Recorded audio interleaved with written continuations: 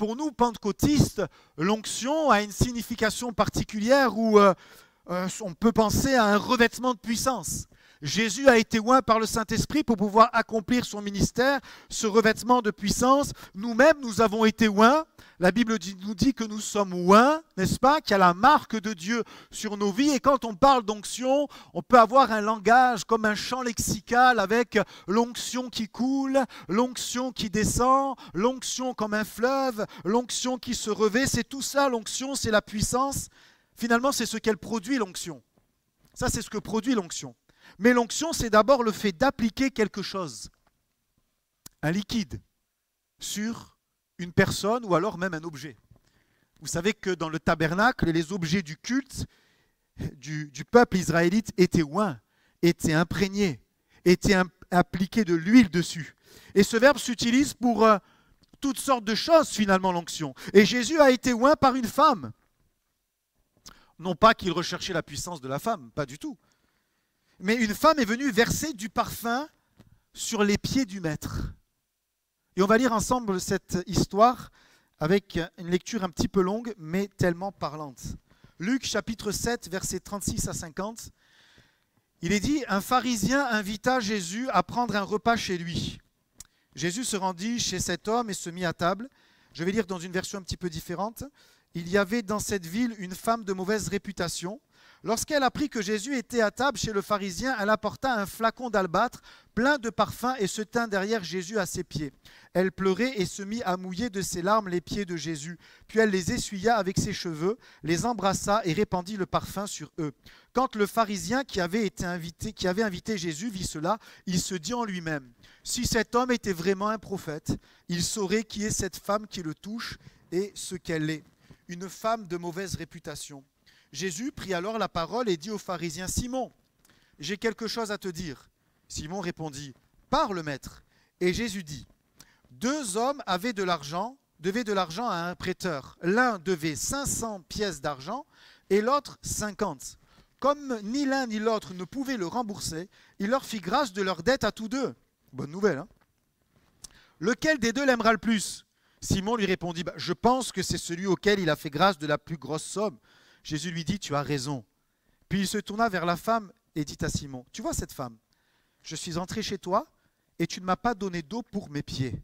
Mais elle m'a lavé les pieds de ses larmes et les a essuyés avec ses cheveux. Tu ne m'as pas reçu en m'embrassant, mais elle n'a pas cessé de m'embrasser les pieds depuis que je suis entré. Tu n'as pas répandu de l'huile sur ma tête, mais elle a répandu du parfum sur mes pieds. C'est pourquoi je te le déclare. Le grand amour qu'elle a manifesté pour que ses nombreux péchés prouve que ses nombreux péchés ont été pardonnés. Mais celui à qui l'on m'a peu pardonné ne manifeste que peu d'amour. » Jésus dit alors à la femme, « Tes péchés sont pardonnés. » Ceux qui étaient à table avec lui se mirent à dire en eux-mêmes. On pense beaucoup de choses en nous-mêmes. Hein? Qui est cet homme qui ose même pardonner les péchés? Mais Jésus dit à la femme, « Ta foi t'a sauvée, va en paix. » Amen. Quel beau passage, il y aurait tellement de choses à dire. La générosité, l'amour comme un mode de vie. Alors cette femme de mauvaise vie, c'est une prostituée en réalité. Et elle va braver tous les regards des uns et des autres. Elle va se rendre dans la maison d'un pharisien. Il fallait avoir du courage quand même. Simon le pharisien. Alors on peut se dire, nous avec notre regard de 2025, mais comment ça elle rentre? Elle rentre que si on est invité, elle frappe à la porte. Mais à l'époque, chez des hommes connus, peut-être certains notables, les repas organisés par un pharisien ou un maître de la loi étaient souvent semi-publics. Voyez, ça se passait souvent dans une cour intérieure. Les portes donc restaient ouvertes. Les invités pouvaient venir s'allonger autour de la table. D'autres pouvaient entrer discrètement, écouter la conversation, espérer même recevoir un peu de nourriture pour les plus pauvres. Et les plus curieux pouvaient rentrer et certains même qui n'étaient pas invités se tenaient debout contre les murs, comme ça ils n'osaient pas trop parler, surtout s'il y avait un rabbi ou un prophète qui était présent. Et on peut se douter que la présence de Jésus a forcément attiré du monde et des curieux. Simon avait la possibilité de refuser cette femme parce que sa tenue montrait que c'était une prostituée. Mais il va la laisser rentrer et on peut penser, ce n'est pas forcément exact, mais qu'en voyant cette femme rentrer, les regards se sont tournés vers elle. Puis elle s'est approchée. Qu'est-ce qu'elle fait? Elle s'est approchée un peu plus. Et là, Simon aurait pu dire, non, mais attends, bon, maintenant, c'est bon, enlevez-la. Mais on peut penser au travers du texte, ce n'est pas forcément ce que la Bible dit, qu'il voulait voir ce que Jésus allait faire. Elle va venir proche, très proche. Finalement, c'est comme, tiens, l'opportunité d'un peu tendre un piège à Jésus. Parce que Simon pensait dans son cœur, si c'est vraiment un prophète. On va voir si c'est un prophète d'ailleurs. Et Jésus, finalement, a transformé cette scène, ce piège, entre guillemets, en un témoignage puissant de son amour et de sa grâce. Alléluia. Cette femme est venue, mais elle n'est pas venue sans rien. Un vase d'albâtre. L'albâtre, c'est une matière qui ressemble au marbre, plus transparente que le marbre, plus malléable, plus facile à utiliser. C'est pourquoi on le transformait en flacon. Et on mettait souvent les parfums précieux dans ce vase, avec une particularité, c'est que ces vases-là gardaient bien justement toute la puissance du nard. Pourquoi? Parce qu'ils étaient scellés. On ne pouvait pas l'ouvrir, en mettre un petit peu tous les jours. Non, non, c'était scellé. Pour pouvoir l'utiliser, il fallait briser le flacon. Et de coutume, quand on brisait le flacon, on utilisait tout. Tout était répandu. On ne gardait rien, c'était de coutume. Il fallait casser, il fallait briser. Et bien sûr, on voit que cette femme, c'est ce qu'elle va faire. Elle va briser, elle va casser ce flacon. Mais on va voir qu'elle va faire des choses avant. C'est ce que cette femme a fait. Elle a été comme touchée par l'amour de Jésus. Mais avant cela, elle va pleurer. Elle va beaucoup pleurer. Beaucoup verser de larmes. Et j'imagine, je me suis refait la scène, elle va remarquer que les pieds de Jésus étaient sales. Alors je ne sais pas si elle a choisi de pleurer sur ses pieds, mais elle connaît la coutume. Elle sait également que c'est une coutume que de laver les pieds. Et elle remarque que ses pieds ne sont pas propres. Alors elle va pleurer sur ses pieds, à tel point que les larmes abondantes vont comme nettoyer les pieds de Jésus. Le cœur qui parle. Alors ce n'est pas toujours obligé de pleurer, mais Jésus l'a dit. Quand on a beaucoup à se faire pardonner, et qu'on réalise l'amour de Jésus, automatiquement, il y a des larmes qui sortent. Même parfois des années après. Est-ce qu'il t'arrive encore de pleurer quand tu es touché par la grâce de Dieu? Moi, ça m'arrive encore, c'est bon. Alors peut-être pas autant que elle, c'est vrai. Mais elle a pleuré. En Orient, à cette époque, c'était la coutume de nettoyer les pieds des invités. Encore plus un rabbi, encore plus un maître, encore plus un homme qui déplace les foules. Elle le remarque et elle va l'essuyer avec ses cheveux. Et cela devant tout le monde.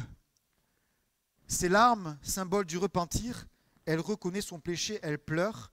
Mais ses cheveux, symbole de la beauté. Non? Une femme, les cheveux c'est très important. Moins pour les hommes, hein, vous en conviendrez. Peut-être plus la barbe, je ne sais pas. Mais surtout que c'est une femme qui use de ses charmes. Elle devait avoir une sacrée chevelure quand même. Bien nettoyée, bien propre, sentir bon, des cheveux qui sentent bon. Et elle choisit de l'essuyer avec ses cheveux. Elle s'en sert, non plus pour séduire, mais pour essuyer les pieds du Messie. C'est comme si elle dit là, en un instant, je veux changer de vie. Je veux que mes cheveux ne servent plus à ça. Je veux que mes cheveux servent à autre chose. Je veux que mes cheveux servent non plus pour ma beauté, non plus pour mon argent, non plus pour ces choses-là, mais pour servir le roi des rois. Combien c'est beau parfois, vous savez, ça existe des conversions comme ça. Pas toujours le cas, mais parfois on pleure et puis on dit on veut que ça change. Tout ce qui m'a conçu, tout ce qui a fait de moi qui je suis dans le monde, c'est plus rien. Je le mets au service de Dieu. Et elle a essuyé avec ses cheveux les pieds du maître. Mais ce n'est pas tout. Elle va ouvrir son vase. Elle va le briser. Elle sait ce qu'elle fait. Mais vous savez, cette femme, je pense que ce n'est pas sur un coup de tête. Elle a entendu parler de Jésus. Elle sait qui est Jésus. Elle connaît sa grâce. Elle connaît combien il est capable de relever les personnes. Elle a dû entendre beaucoup de récits sur lui. Et elle se dit, il passe. Alors je vais y aller. Elle est retournée chez elle. Elle ne devait pas se balader avec ça. Hein. Elle est retournée chez elle, prendre un flacon, et vite revenir. Elle brise. Elle sait ce qu'elle fait. Mais c'est plus l'heure de compter. C'est plus l'heure de calculer là. Là maintenant c'est l'heure d'offrir. D'offrir à Dieu. J'ai noté ceci, les larmes du repentir, les cheveux du changement, le parfum du don total. Les larmes du repentir d'abord, les cheveux du changement, le parfum du don total. Elle donne tout, elle ne garde rien. Ce n'est même pas de la générosité. C'est de l'amour. Et Jésus connaît son cœur. Il sait qui est cette femme. Simon pensait que Jésus ne savait pas. Mais Jésus savait qui il était.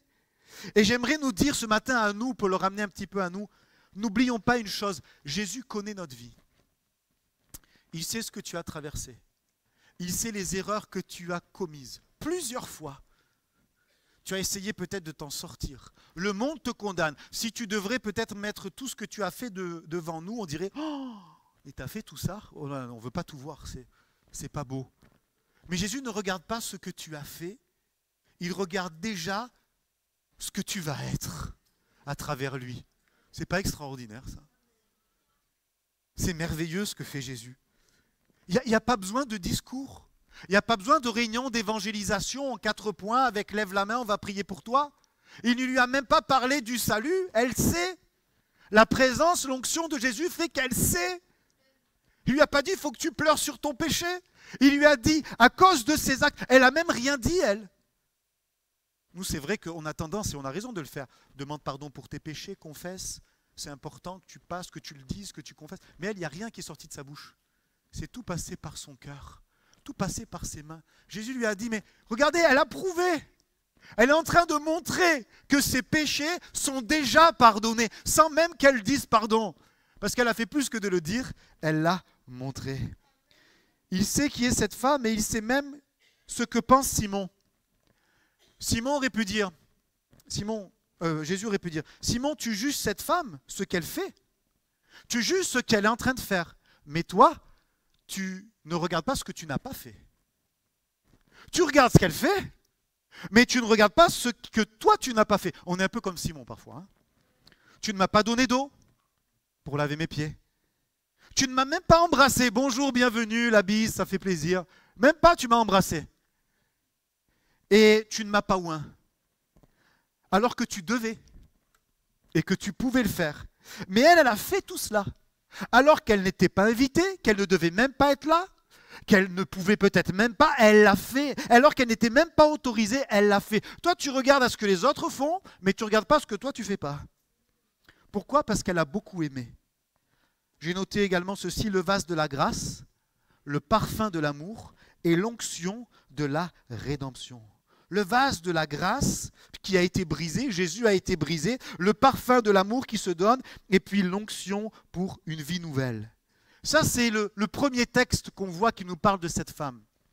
Alors, ce n'est pas tout à fait vrai que j'ai dit la même histoire dans les 4 évangiles, parce qu'en réalité, dans les 3 évangiles, il est question d'une femme, ça se ressemble, mais ce n'est pas du tout la même femme en réalité. L'histoire se répète, mais ce n'est pas la même personne. Dans Luc 7, ce que nous avons lu, c'est au début du ministère de Jésus et c'est en Galilée. Mais dans Matthieu, Marc et Jean, c'est à la fin du ministère de Jésus. Il s'agit de Marie, sœur de Lazare et de Marthe, et c'est dans la région de la Judée, vers Jérusalem. Vous voyez que ce n'est pas en fait la même personne. Hein. Parfois, on peut se demander si c'est la même. Par contre, dans Matthieu 26, 6, 9, on va lire les 3 passages rapidement et je vais vous donner un petit exercice. Vous êtes prêts? Je sais que vous aimez ça. On va lire et on va voir quelles sont les différences qu'il y a dans les textes. Vous allez noter dans votre tête les différences. Sortez une feuille A4, petite interrogation écrite. Non, je plaisante, il y en a, ils ont déjà des sueurs, ils pensent que ça va être noté. Les mauvais souvenirs de l'école. Mais on va voir un petit peu les différences. Jésus était à Béthanie, dans la maison de Simon le lépreux. Une femme s'approcha de lui avec un flacon d'albâtre plein d'un parfum de grande valeur. Elle versa ce parfum sur la tête de Jésus pendant qu'il était à table. Quand les disciples virent cela, ils furent indignés et dirent « Pourquoi ce gaspillage? On aurait pu vendre ce parfum très cher et donner l'argent aux pauvres. » Ok? Deuxième texte, Marc 14, 3, 5. Jésus était à Béthanie, dans la maison de Simon le lépreux, toujours le même. Pendant qu'il était à table, une femme entra avec un flacon d'albâtre plein d'un parfum très cher fait de nard pur. Elle brisa le flacon et versa le parfum sur la tête de Jésus. Certains de ceux qui étaient là furent indignés et se dirent entre eux, à quoi bon avoir ainsi gaspillé ce parfum? On aurait pu le vendre plus de 300 pièces d'argent pour les donner aux pauvres. Et ils critiquaient sévèrement cette femme. Dernier passage, Jean 12, 3, 5. Marie prit alors un demi-litre de nard pur, un parfum très cher. Elle le répandit sur les pieds de Jésus et les essuya avec ses cheveux. Toute la maison fut remplie de l'odeur de ce parfum. Judas Iscariote, l'un des disciples de Jésus, celui qui allait le trahir, dit « Pourquoi n'a-t-on pas vendu ce parfum? On aurait tiré au moins 300 pièces d'argent qu'on aurait pu donner aux pauvres. » Alors, qui veut commencer? Le jeu des différences, des complémentarités, oui? Ah oui, mais dans le premier texte, ce n'est pas marqué 300 pièces d'argent. Eh non, donc c'est une différence, c'est bien, vous l'avez relevé. Quoi d'autre comme différence? Ah, on lève la main là-bas, oui. Les cheveux. Elle a aussi essuyé avec ses cheveux, Marie. Les pieds aussi. Quoi d'autre? La quantité, bravo, un demi-litre, 500 millilitres. Hein? Le nom, Marie, bien sûr. Quoi d'autre? Sur la tête, oui. Hein? Ah, je n'avais pas noté ça. Des larmes, t'es sûr? Non, c'était le premier texte, ça. Juste les 3 derniers textes, en fait. Bon, quelqu'un d'autre, un dernier. Oui, Eric. Bravo. J'ai dit, tiens, c'est bizarre, Eric, il n'a pas levé la main encore. D'habitude, toujours le premier. C'est bien, mon frère. Amen. Judas. Vous allez lire un truc très intéressant. Alors, il y a plusieurs choses intéressantes. Déjà, moi, ce qui m'a frappé, j'ai jamais fait attention, Simon le lépreux. Ah, il ne devait plus être lépreux. Parce que tu ne vas pas dans la maison d'un lépreux.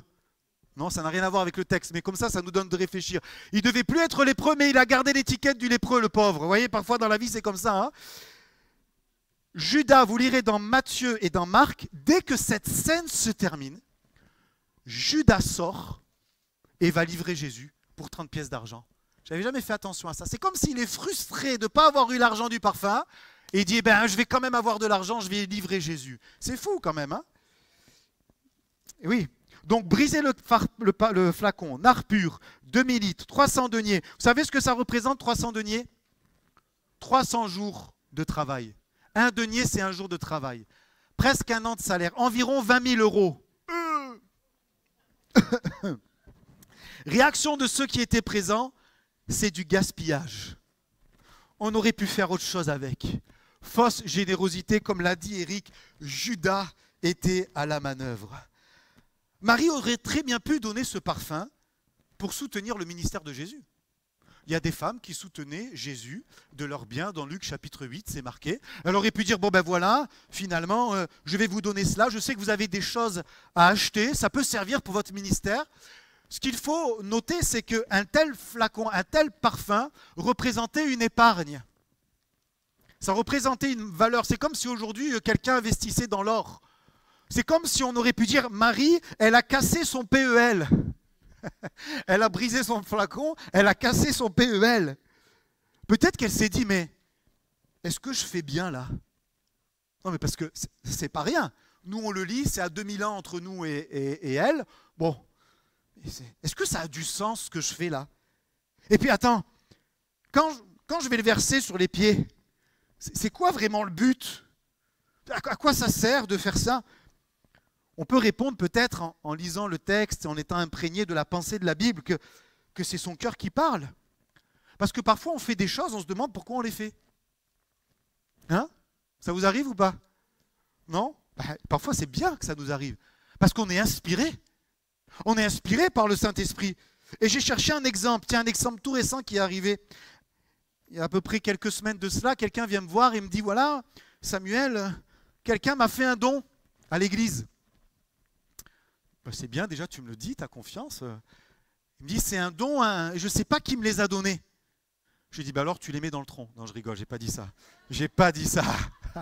Certains l'ont peut-être pensé, j'ai pas dit ça. J'ai dit, est-ce que ça répond à un besoin? Il me dit oui. J'ai dit, alors merci Seigneur. Et je crois que c'est arrivé 2 fois à cette personne. Pas une fois, mais 2 fois.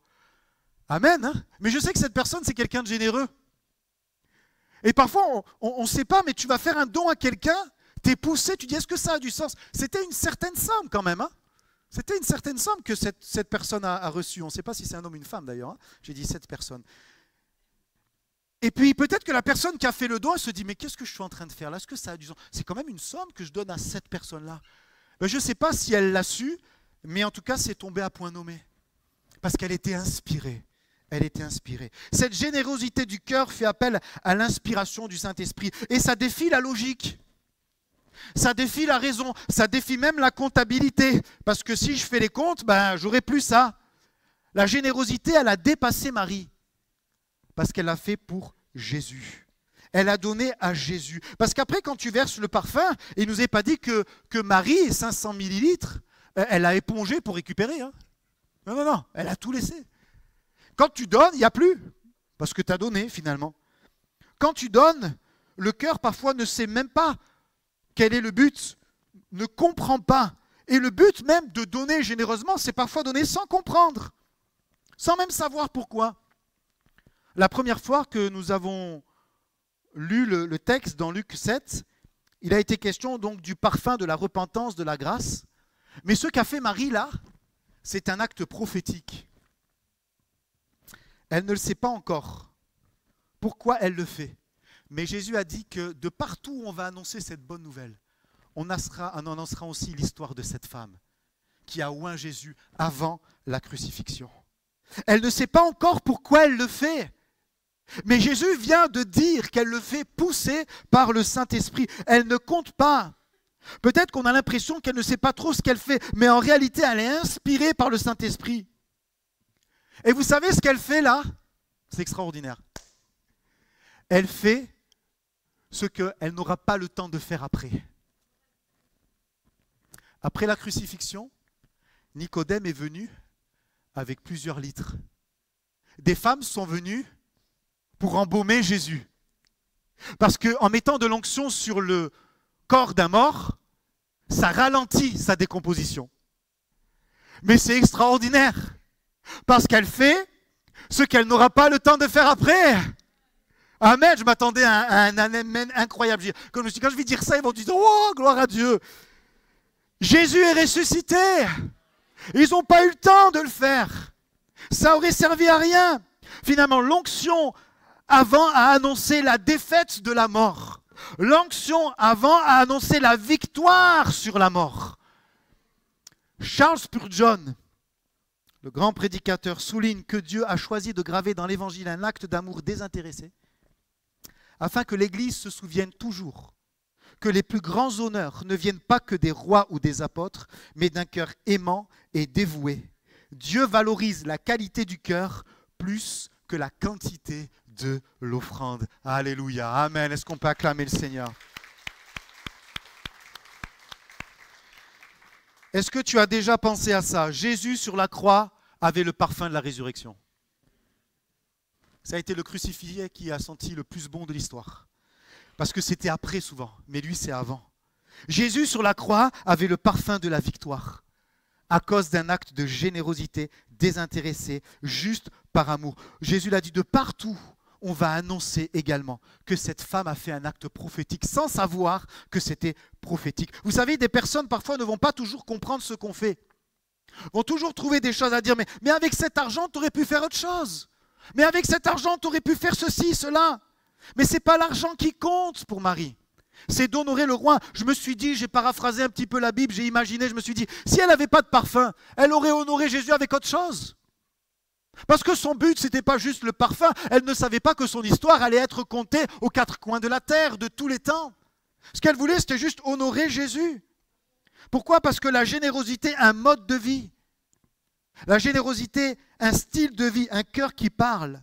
La générosité, un mode de vie qui n'a pas toujours l'occasion de donner des choses qui ont de la valeur à nos yeux, mais qui ont de la valeur aux yeux de Dieu. Comme l'a dit Spurgeon, ce n'est pas la quantité qui compte, c'est la qualité. Aujourd'hui, la générosité ne se limite pas seulement aux dons financiers. Parce que parfois, il peut y avoir une réticence, même s'il ne devrait pas y en avoir. Et puis, nous sommes appelés à gérer nos foyers. Si tu casses ton PEL et que tu donnes tout à l'église et que tu n'as plus rien après pour vivre, c'est parce que Dieu demande. On est d'accord? Parfois, il peut y avoir des extrêmes, des abus, et on en a parlé lors de notre premier message. Mais quand on comprend l'œuvre de la croix, quand nous-mêmes on passe par ce brisement, par la croix, qu'on est prêt à briser finalement ce qu'il y a de plus cher, on saisit que ce n'est pas la quantité, mais la qualité. Et maintenant, je vais continuer le message. Et je me suis dit le rendre pratique pour l'Église. Parce que c'était il y a 2000 ans, c'est beau, c'est merveilleux, mais je crois que ce message veut abonder dans nos cœurs pour qu'il y ait une abondance de générosité. Car la générosité, un style de vie pour nous, c'est ici et maintenant. La générosité. Pas demain. Marie aurait pu dire, bon, je vais investir ce parfum, 20 000 euros, admettons, dans une entreprise, et puis peut-être qu'avec les dividendes, je vais pouvoir donner, soutenir le ministère de Jésus. Non, non, ça a été maintenant. Ça a été maintenant. Je vous ai parlé il y a quelque temps de la journée de la générosité. Plusieurs sont venus me voir, c'est vraiment une association mondiale qui finalement est très spirituelle, c'est répandu dans beaucoup, quasiment tous les pays du monde, et beaucoup en France également. Et cette générosité, quand on entend cela, on peut se dire, tiens, c'est une générosité financière. Mais ce n'est pas le but premier de cette journée. Le but premier, c'est de réaliser un petit peu comme ce message, je viens de dire qu'il y a une bénédiction à avoir un style de vie généreux. Parce que c'est le cœur de Dieu. Finalement, dans cette journée, j'ai regardé, il y a un guide qui va nous être proposé comme un parcours et un animateur va venir exprès pour cela. Et c'est très intéressant parce que j'ai lu ce qui est marqué et je ne m'attendais pas à lire ce que j'ai lu. Alors, je ne vais pas vous dire ce qui est marqué, mais je me suis dit, tiens, c'est bon cette réflexion. C'est bon de réfléchir à ces choses-là. Pourquoi je suis généreux? Quand j'ai été généreux? Comment j'ai été généreux? Je me suis dit, mais en méditant cela depuis plusieurs semaines, plusieurs mois, je me suis dit, mais j'ai compris que la générosité, ou j'ai peut-être réappris, ou mettre encore plus, que la générosité, c'est le cœur de Dieu. Et quand je regarde ma vie, ce qu'il me donne, comment il me bénit, comment il vous donne, comment il vous bénit, on n'a qu'une envie, c'est finalement que ce soit notre cœur de vie que d'être généreux. Alors je me suis dit, c'est comme si une série de messages pouvait se concrétiser, pouvait se mesurer. C'est comme si finalement en prêchant, il y allait avoir quelque chose de concret qui allait se passer. C'est né dans le cœur du pasteur, ça a été travaillé, prêché, et maintenant on va en voir le fruit dans un but, honorer Dieu, bénir notre Église, honorer son œuvre, mais au-delà même de l'Église locale, voir peut-être l'Église grandir, bénir, soutenir, envoyer, soutenir des ministères dans un but pour faire des disciples de Jésus.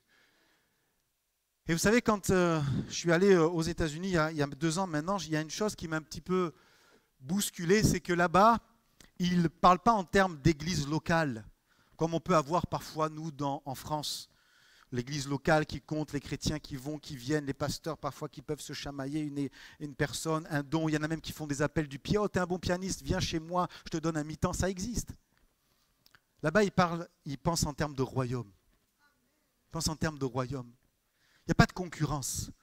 Et je me suis dit, Seigneur, c'est une journée de la générosité. Si elle aboutit à quelque chose, quelqu'un qui veut peut-être partir en mission pendant plusieurs mois, faire ci, faire ça. Seigneur, on ne sait pas, les âmes ne nous appartiennent pas. Vous savez, on a 2 jeunes là qui pourraient être des leaders dans l'église. Ils sont en train de se former en Argentine, ça fait 2 ans. Je dis, Samuel, est-ce que tu nous autorises? Mais bien sûr. Mais je sais que parfois, ce n'est pas toujours évident d'autoriser des gens à dire, on a besoin de toi, tu peux nous aider. On regarde à l'église locale. Mais Seigneur, on sait une chose, c'est que quand on bénit, on est béni. Ça, c'est une réalité spirituelle. Quand tu arroses, tu as arrosé. Tu ne le fais pas pour être arrosé, tu le fais parce que tu as compris le principe de générosité. Alors, je termine ce message. Avant de prier, on va prier après, pour vous présenter finalement ce qu'est cette journée de la générosité qui se tiendra samedi prochain, samedi 27 à 10h. Merci la technique. Avez-vous déjà remarqué que vous n'avez jamais rencontré une personne à la fois malheureuse et généreuse? À Generosity Path, nous croyons que c'est parce qu'au fond, nous connaissons tous les bienfaits de la générosité. Comment elle change les gens et nous connecte au cœur de notre Dieu si généreux, car Dieu a tant aimé le monde qu'il a donné. Imaginez maintenant pouvoir vivre cette générosité divine au quotidien. Nous croyons que c'est le cœur de Dieu pour vous. C'est pourquoi nous aimerions que vous vous joigniez à nous pour une aventure unique. Le parcours de générosité est un cours facile, divisé en 4 parties distinctes, où vous êtes invités à venir partager avec des amis des conversations simples sur la foi, la vie et l'argent. Nous savons que vous vous demandez où est le piège. À Generosity Path, tout ce que nous faisons est entièrement financé par des fonds privés, donc on ne vous demandera jamais d'argent. Nous ne souhaitons qu'une seule chose, que vous découvriez une générosité au-delà de tout ce que vous auriez pu imaginer, d'être plus heureux que vous n'auriez jamais cru possible, et ainsi aider les autres à en faire de même. Pouvez-vous imaginer un monde où le peuple de Dieu vivrait ainsi? Nous, oui. Et nous aimerions beaucoup le commencer avec vous. Generosity Path. Venez commencer votre propre parcours de générosité. Voilà. Alors si vous êtes intéressé pour, comme je vous le dis, hein, il ne demande pas d'argent, mais pour grandir dans cet aspect de la vie, et je crois que si c'est aussi au mois de septembre, je pense que toute l'année va être un petit peu conduit sur cette vision-là. Non pas que je vais encore en reparler, hein, un mois ça suffit, mais venez me voir. Déjà des personnes sont venues me voir. Il faut prévoir la journée de 10h peut-être à 16h. On mange ensemble le midi, il y a un temps de convivialité aussi, ou alors on peut aller chercher à manger. Et il y a un parcours, c'est vraiment très très intéressant. J'aimerais qu'on puisse prier pour ça. Fermer nos yeux, peut-être courbons nos fronts et dire « Seigneur, toi tu sais ». La parole de Dieu, de la Genèse à l'Apocalypse, nous montre que tu es un Dieu généreux, nous montre des actes de générosité des plus démunis, comme nous l'avons dit il y a quelques dimanches, de ceux qui ont envie, poussés par le Saint-Esprit prophétiquement, Seigneur, d'investir parfois dans une personne, dans un ministère, dans un soutien local, qu'importe, Seigneur. Et nous croyons que, Seigneur, nous sommes juste des gestionnaires de ce que tu nous donnes. Nous voulons en faire bon usage. C'est ce pourquoi nous te demandons de nous aider, de nous faire grandir bibliquement, avec une structure biblique solide. Tu vois tout ce qui peut être dit de faux sur l'évangile de prospérité, tout ce qui peut être dit de faux sur les appels à l'argent. Et Seigneur, si nous voulons en parler justement, c'est pour que nous puissions être bâtis, c'est que nous puissions être enracinés sur la vérité, sur la générosité selon ton cœur, selon toi et selon ta parole. Nous te prions pour cette journée de la générosité. Seigneur, bénis tous les participants. Tu vois qu'il faut un seuil minimum de participants. Alors conduis toutes choses. Bénis également Jean-Luc Chauveau qui va venir nous parler de cela. Tu vois qu'il parcourt toute la France et la francophonie pour parler de cela et combien les histoires sont belles. Merci de bénir cette journée également qui est là devant nous, de continuer à travailler nos cœurs par l'action du Saint-Esprit et par ta parole. Merci Seigneur. Amen.